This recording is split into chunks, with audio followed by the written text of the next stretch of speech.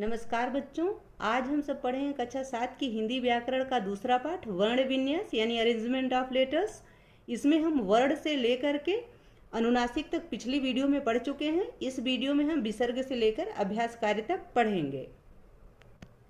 विसर्ग विसर्ग किसे कहते हैं? विसर्ग का प्रयोग केवल तत्सम यानी संस्कृत शब्दों में होता है। हिंदी में विसर्ग का प्रयोग बहुत कम शब्दों में होता है। जब हिंदी में विसर्ग का प्रयोग होता है वो बहुत कम शब्दों में होता है, जैसे प्रातः, अतः, प्रायः, स्वतः इत्यादि। तो ज़्यादा नहीं होता, कम होता है। और संस्कृत में ज़्यादा होता है, यानी संस्कृत के शब्द ही विसर्ग के साथ बने हुए होते हैं ज़्यादातर। संयुक्त व्यंजन किसे कहते हैं? हिंदी वर्णमाला में 4 संयुक्त व्यंजन हैं, छ, त्र, ज्ञ और स्र। ये इस प्रकार बने हैं। छ कैसे बना हुआ है? छ आधा क और खट्टी स के मेल से बना हुआ है। त्र आधे त और र के मेल से बना हुआ है। ज्ञ ज आधे ज और इया के मेल से बना हुआ है। स्र आधा बड़ा स तथा र के मेल से बना हुआ है। हिंदी में ज्ञ का उच्चारण ग और य जैसा किया जाता है। ज्ञान जैसे ज्ञान, विज्ञान इत्यादि। हिंदी में कुछ अन्य व्यंजनों के संयोग भी प्रचलित हैं, जैसे क प्लस य क्या, तो यहाँ शब्द बनता है क्यारी, वाक्य, क्या। क प्लस र क्र, जैसे क्रम, क्रय, वक्र। क प्लस व क्व, जैसे क्वार, पक्व, अपक्व, कुछ भी इस तरीके के शब्द। द्वित्व व्यंजन किसे कहते हैं? समान व्यंजन की आवृत्ति। जिन व्यंजनों में समान व्यंजन की आवृत्ति होती है, आवृत्ति का अर्थ होता है दोहराव, यानी 2 बार वही शब्द आए, बार बार वही शब्द आए। तो जब व्यंजनों की आवृत्ति होती है, व्यंजनों का दोहराव होता है, तो उसे द्वित्व व्यंजन कहते हैं। ठीक है।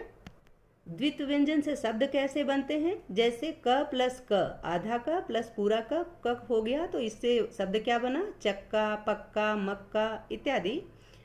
आधा ज और पूरा ज मिलके ज हो गया, तो इससे शब्द क्या बना? सज्जा, मज्जा। द और आधा द और पूरे द के मेल से दद हो गया, तो इससे शब्द बना कद्दू, गद्दा। आगे है आधा च और च, इनके मेल से शब्द बना चच, जैसे कच्चा, बच्चा। आगे है आधा म और म, इनके मेल से शब्द बना मम, जैसे चम्मच, पम्मी, मम्मी इत्यादि। ठीक है। आगे है हिंदी के विशेष व्यंजन यानी स्पेशल कॉन्सोनेंट ऑफ हिंदी।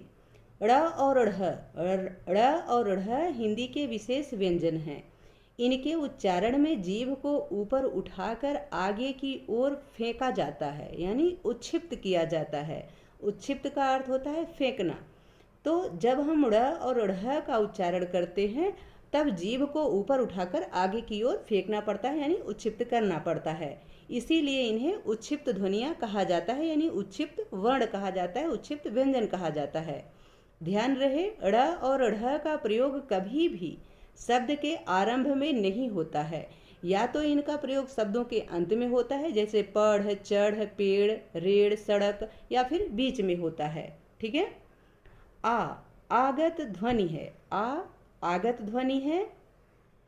यह अंग्रेजी से आई है। ये जो आ ध्वनि है, यह अंग्रेजी से आई हुई है। जैसे बॉल, डॉक्टर, कॉलेज आदि शब्दों में इसका प्रयोग होता है। ज और फ भी आगत ध्वनियाँ हैं। ये अरबी और फारसी शब्दों से आए होते हैं। इनका प्रयोग अरबी, फारसी और अंग्रेजी शब्दों में देखने को मिलता है, जैसे जुल्म, फालतू, फौरन, मेज, फोन आदि। यानी आ, फ और ज ये जो हैं, ये आगत ध्वनियाँ हैं। ये विदेशी भाषाओं से आई हैं, ये हिंदी भाषा की ध्वनियाँ नहीं हैं, परंतु हिंदी में प्रयोग की जाती हैं। बलाघात किसे कहते हैं? उच्चारण में किसी अक्षर विशेष पर जो बल पड़ता है, यानी जो बल देना पड़ता है, उसे बलाघात कहते हैं। यानी जब हम किसी शब्द का उच्चारण करते हैं या वाक्य का उच्चारण करते हैं, तो किसी शब्द या वर्ण पर हम जोर देते हैं, उसे बलाघात कहते हैं। उस जोर देने को बलाघात कहते हैं। ठीक है। जिस पर विशेष बल पड़ता है, यानी अतिरिक्त बल पड़ता है, अतिरिक्त जोर देना पड़ता है, उसे बलाघात कहते हैं। जैसे तुम्हें 5 रुपए चाहिए, तुम्हें 5 रुपए चाहिए। तो यहाँ प्रश्न अगर पूछा जा रहा है कि तुम्हें 5 रुपए चाहिए, तो फिर आगे इस पे 5 रुपए पर बल दिया जा रहा है यहाँ पे कि तुम्हें 5 रुपए चाहिए। दूसरा है तुम्हें 5 रुपए चाहिए, यहाँ तुम्हें पर बल दिया जा रहा है, यानी तुम्हें 5 रुपए चाहिए। इस प्रकार के प्रश्न जब किए जा रहे हैं तो आप देखिए कि यहाँ 5 रुपए पे बल दिया जा रहा है, परंतु यहाँ तुम्हें पर बल दिया जा रहा है। इसी प्रकार पिताजी, पिताजी में ता पर बलाघात है, यानी ता पर बल दिया जा रहा है, जोर दिया जा रहा है। जब हम पिताजी बोलते हैं तो ता को खींचना पड़ता है, ता पर जोर देना पड़ता है, बल देना पड़ता है, इसीलिए ता पर बलाघात है।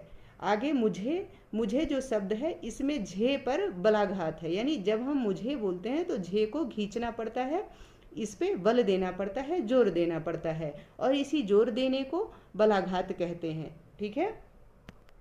आगे है अनुतान। अनुतान किसे कहते हैं? बोलने में भावों के अनुसार स्वर का जो उतार चढ़ाव यानी आरोह अवरोह होता है।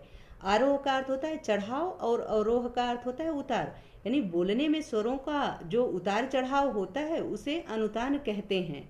सामान्य कथन, प्रश्न और आश्चर्य के भावों को प्रकट करने के लिए 3 प्रकार के अनुतान का प्रयोग होता है।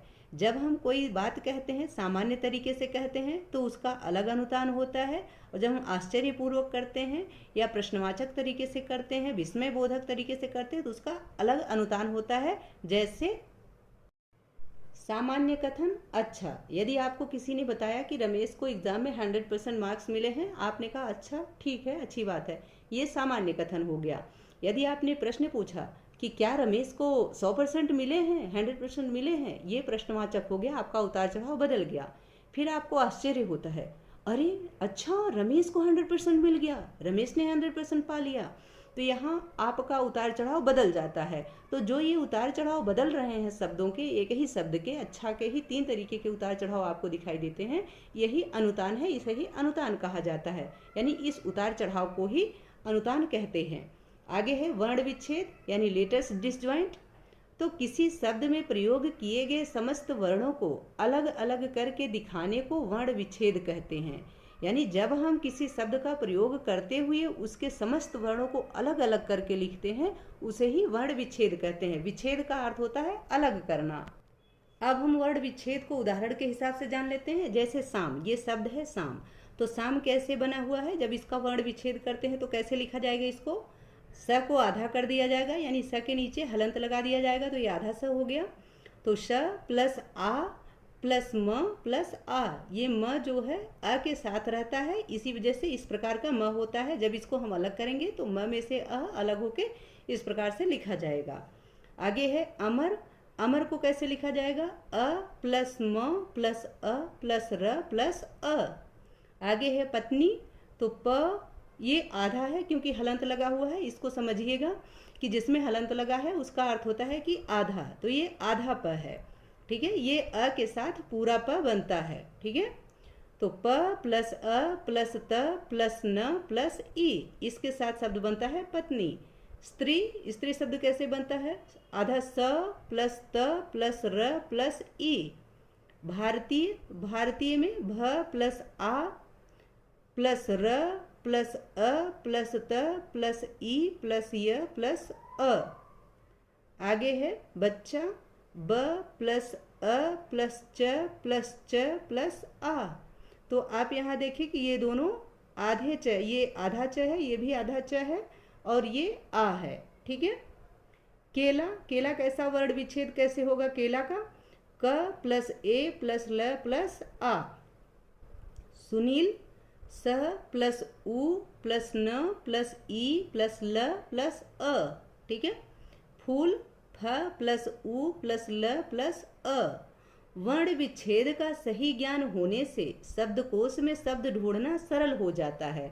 जब हम डिक्शनरी में शब्द ढूंढते हैं उस वक्त यदि हमें वर्ण विच्छेद आता है, इसका सही ज्ञान हमें रहता है, तो वहाँ से हमें वर्णों को ढूंढना आसान हो जाता है हमारे लिए। वहाँ हम शब्दकोश अच्छे से शब्दों को ढूंढ सकते हैं। ठीक है, शब्दकोश में से शब्द हम आसानी से ढूंढ सकते हैं जब हमें वर्ण विच्छेद का सही ज्ञान होता है। तो आगे है आपने पढ़ा। तो अब तक हमने पाठ में क्या क्या पढ़ा उसका यहाँ पे सार दिया गया है, तो इसका हम रिवीजन कर लेते हैं कि अब तक हमने पूरे पाठ में क्या कहा, क्या पढ़ा, यानी पिछली वीडियो में तथा इस वीडियो में दोनों को मिला करके अब तक हमने क्या पढ़ा। तो हमने पढ़ा कि भाषा की सबसे छोटी इकाई वर्ण है। भाषा की जो सबसे छोटी इकाई होती है वह वर्ण होती है और वर्ण के टुकड़े नहीं किए जा सकते। वर्णों के व्यवस्थित समूह को वर्णमाला कहते हैं। वर्णों का जो व्यवस्थित समूह होता है, जो व्यवस्थित क्रम होता है, उसे ही वर्णमाला कहते हैं। वर्ण दो प्रकार के होते हैं। हमने पढ़ा कि वर्ण दो प्रकार के होते हैं, स्वर वर्ण और व्यंजन वर्ण। ठीक है, स्वर दो प्रकार के होते हैं। इसमें भी स्वर वर्ण दो प्रकार के होते हैं, ह्रस्व स्वर और दीर्घ स्वर। व्यंजन तीन प्रकार के होते हैं। कौन कौन से? स्पर्श व्यंजन, अंतस्थ व्यंजन और ऊष्म व्यंजन। अनुस्वार नासिक की ध्वनि है। हमने पढ़ा कि अनुस्वार नासिक ध्वनि होता है क्योंकि अनुस्वार के उच्चारण में हवा नाक और मुंह दोनों से निकलती है। जब हम अनुस्वार का उच्चारण करते हैं तो हवा जो निकलती है वह मुख और नासिका यानी नाक दोनों से निकलती है। इसीलिए इसका एक सूत्र होता है, मुख नासिका वचनो अनुनासिक, यानी मुख और नासिका से निकलने वाले वचन अनुनासिक होते हैं, अनुनासिक कहे जाते हैं। ठीक है, विसर्ग का प्रयोग प्रायः तत्सम शब्दों में यानी संस्कृत शब्दों में होता है। ज़्यादातर विसर्ग का प्रयोग संस्कृत शब्दों में होता है, परंतु हिंदी शब्दों में भी होता है जो कि कम होता है। जैसे प्रायः, अतः, स्वतः, पुनः, ये सारे शब्द क्या हैं? ये हिंदी के शब्द हैं, परंतु यहाँ कम मात्रा में, हिंदी में कम मात्रा में विसर्ग का प्रयोग होता है, जबकि संस्कृत में ज़्यादातर विसर्ग का प्रयोग होता है। अड़ा और अढ़ा विशेष व्यंजन हैं। अड़ा और अढ़ा विशेष प्रकार के व्यंजन हैं। इन्हें उच्छिप्त व्यंजन कहा जाता है। आ, ज, फ आगत ध्वनियाँ हैं। आ, ज और फ ये आगत ध्वनियाँ हैं, अर्थात ये विदेशी भाषाओं से हिंदी में आए हुए हैं। ये हिंदी के शब्द नहीं है, हिंदी के वर्ण नहीं है। ठीक है, आगे है अभ्यास कार्य। अभ्यास बहुविकल्पीय प्रश्न। सही विकल्प चुने। तो पहला प्रश्न है अक्षर किसे कहते हैं? तो वर्ण को अक्षर कहते हैं। दूसरा प्रश्न है स्पर्श व्यंजनों की संख्या कितनी है? तो उत्तर है 25, यानी ग ऑप्शन सही है। वर्णों की संख्या, स्पर्श व्यंजनों की संख्या 25 है। ठीक है, तीसरा प्रश्न है य, र, ल, व व्यंजन है, कैसे व्यंजन है? अंतस्थ व्यंजन है, यानी ख ऑप्शन सही है। चौथा प्रश्न है अनुस्वार का चिन्ह है। तो ये अनुस्वार का चिन्ह होता है, अंक की बिंदी जो लगती है इसे अनुस्वार कहा जाता है, यानी क ऑप्शन सही है। आगे है पांचवा प्रश्न आ कैसी ध्वनि है? तो आ जो है वो आगत ध्वनि है। ये अंग्रेजी से आई हुई ध्वनि है। आ जो हिंदी में आई हुई है इसे आगत ध्वनि कहते हैं, यानी क ऑप्शन सही है। छठा प्रश्न है किताब का सही वर्ण विच्छेद है। तो किताब का सही वर्ण विच्छेद क्या है? क प्लस ई प्लस त प्लस आ प्लस ब प्लस अ। तो घ ऑप्शन सही है। सातवां प्रश्न है स्वर रहित व्यंजन का प्रयोग करने हेतु क्या करना पड़ता है? तो हलंत लगाना पड़ता है, यानी वर्णों के नीचे हमें हलंत लगाना पड़ता है। तो ख ऑप्शन सही है। आठवां प्रश्न है मौसमी का सही वर्ण विच्छेद है। जब हम मौसमी लिखेंगे तो उसका सही वर्ण विच्छेद क्या होगा? तो उत्तर है म प्लस औ प्लस स प्लस अ प्लस म प्लस ई, यानी क ऑप्शन सही है। आगे है नौवां प्रश्न राजेंद्र का सही वर्ण विच्छेद क्या है? तो उत्तर है र प्लस आ प्लस ज प्लस ए प्लस न प्लस द प्लस ल प्लस अ। तो क ऑप्शन सही है। ठीक है, आगे है बोधात्मक प्रश्न। पहला प्रश्न है वर्ण किसे कहते हैं? हिंदी में कुल कितने वर्ण हैं? तो इसका उत्तर है वर्ण किसे कहते हैं, इसका उत्तर है वर्ण भाषा की वह छोटी से छोटी इकाई है जिसके और टुकड़े नहीं किए जा सकते। और हिंदी में वर्णों की संख्या 52 है, यानी 52 है। आपसे यहाँ पूछा भी गया है ना कि हिंदी में कुल कितने वर्ण हैं, तो हिंदी में कुल वर्णों की संख्या 52 है, यानी 52 है। दूसरा प्रश्न है स्वर रहित व्यंजन का प्रयोग किस प्रकार होता है? यानी जब हम स्वर रहित व्यंजन का प्रयोग करेंगे तो हम कैसे करेंगे? तो स्वर रहित व्यंजन का प्रयोग वर्ण के नीचे हलंत का चिन्ह, ये जो चिन्ह है ये हलंत का चिन्ह है, इसे लगाकर होता है। जैसे क, ख, ग इत्यादि। इसमें जब हमने हलंत लगा दिया तो ये आधा क हो गया, आधा ख, आधा ग हो गया। ठीक है, तो हलंत लगाकर हम स्वर रहित व्यंजन का प्रयोग करते हैं, यानी स्वरों के बिना व्यंजन का प्रयोग हम हलंत लगा करके करते हैं।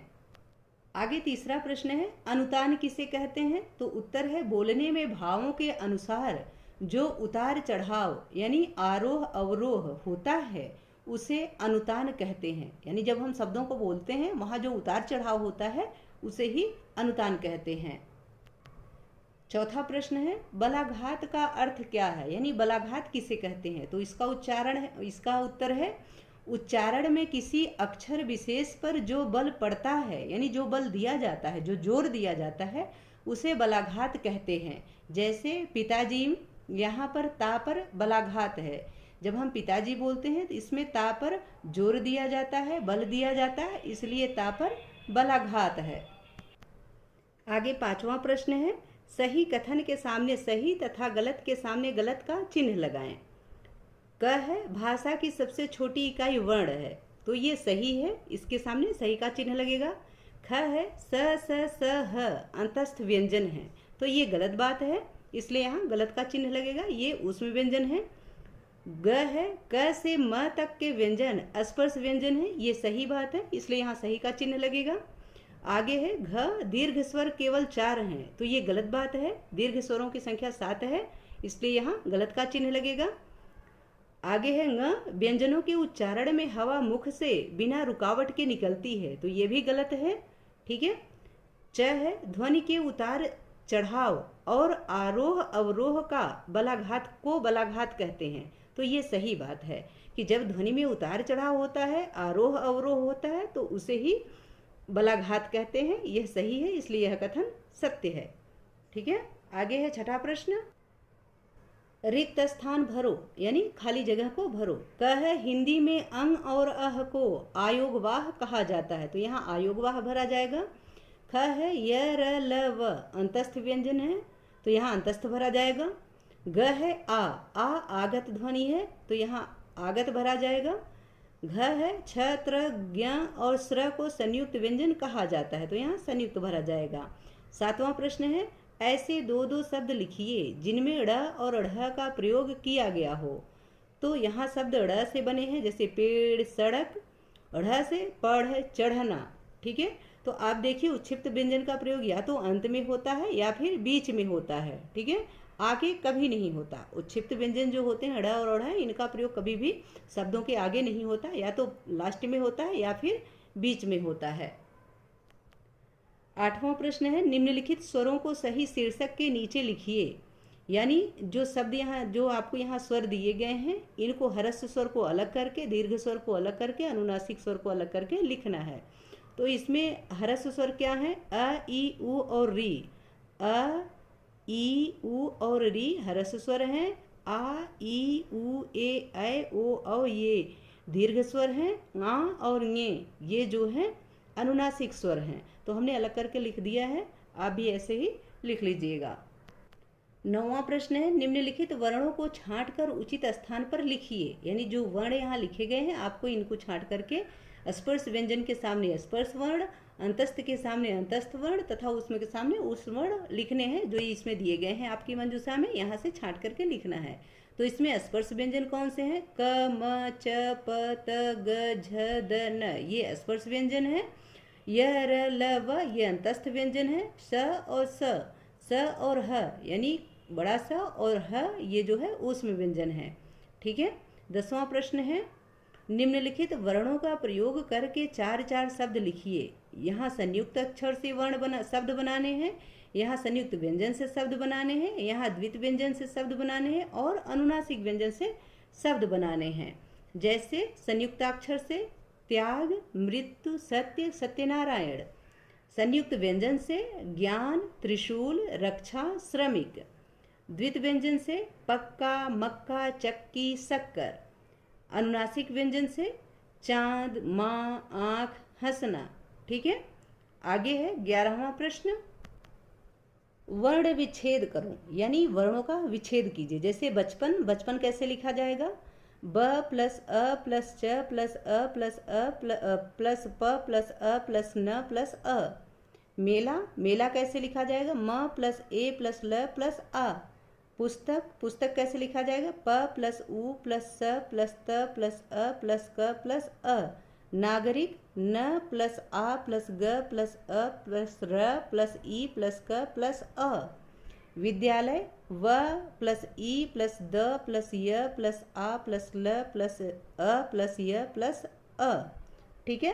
तो इस प्रकार से लिखा जाएगा, मुंबई म प्लस उ प्लस ब plus a plus E, Delhi the plus E plus ल प्लस ल प्लस ई, योग्यता य प्लस ओ प्लस ग प्लस य प्लस अ प्लस त प्लस आ, उद्योग उ प्लस द प्लस य प्लस ओ प्लस ग प्लस अ। ठीक है, इस प्रकार से ये शब्द लिखे जाएंगे वर्ण विच्छेद करके। इसमें जिसमें हलंत लगा हुआ है सब में हलंत लगा हुआ है, स्वरों को छोड़ के जितने व्यंजन है सब में हलंत लगा हुआ है, और हलंत का अर्थ होता है कि आधा वर्ण। ठीक है, तो इसको आप ध्यान रखिएगा। हमने बार बार हलंत लगा के द इस तरीके से नहीं बोला है, तो इसको आप समझिए, क्योंकि बार बार ये बात समझाई गई है कि जिसमें हलंत लगा होता है उसका अर्थ होता है कि आधा वर्ण। ठीक है, आगे है 12वां प्रश्न, निम्नलिखित शब्दों के शुद्ध रूप लिखिए। यानी जो शब्द यहाँ दिए गए हैं आपको इनका शुद्ध रूप लिखना है। जैसे आशीर्वाद, तो यहाँ देखिए आशीर्वाद लिखा गया है, जबकि इस र को, जो रेफ का र है, इसको व पे होना चाहिए, आशीर्वाद। ठीक है, ये जो रेफ का र होता है इसका उच्चारण आगे होता है और यह लगता पीछे के वर्ण पे है। आभिस, तो आभिस क्या है, आभिस नहीं होता, अभि होता है। ठीक है, अभिस, जैसे यदि आप अभिशाप लिख रहे हैं तो अभि लिखेंगे, आभिस नहीं होता है। ठीक है, फिर है प्रणम्य, प्रणम्य नहीं होता बल्कि प्रणम्य होता है। नृत्य, नृत्य शब्द अशुद्ध है, नृत्य सही है। नर्तकी, नर्तकी यहाँ लिखा गया है, जबकि होता क्या है, नर्तकी। ठीक है, आगे है 13वां प्रश्न, नीचे लिखे गए शब्दों के आगे लगे चिन्हों के आधार पर अलग अलग करके लिखिए। तो जो ये शब्द आपको यहाँ लिखे गए हैं, दिए गए हैं, आप इनको विसर्ग को अलग करके लिखिए, अनुस्वार को अलग करके, हलंत को अलग करके लिखना है आपको। ठीक है, तो जैसे विसर्ग में क्या है, प्रातः, दुख, क्रमशः, इसमें विसर्ग लगे हैं तो ये विसर्ग वाले शब्द हैं। गंगा, ये अनुस्वार वाला शब्द है। हलंत लगे हुए शब्द क्या हैं, जैसे विद्वान, चिन्ह और कृतघ्न, यहाँ घ में भी हलंत है। ये जो घ है ये आधा है, इसलिए इसमें यदि हम इसको इस प्रकार से लिखेंगे तो हलंत लगा के इस तरीके से लिखेंगे। ठीक है, आशा है कि यह पाठ आप सबको अच्छे से समझ में आ गया होगा, इसका अभ्यास कार्य भी अच्छे से समझ में आ गया होगा। यदि पाठ से संबंधित या वीडियो से संबंधित कोई सुझाव हो तो प्लीज़ कमेंट बॉक्स में अवश्य लिखें। वीडियो पसंद आए तो इसको लाइक करें, शेयर करें, और चैनल पर नए हैं तो इसे सब्सक्राइब अवश्य करें। बहुत बहुत धन्यवाद।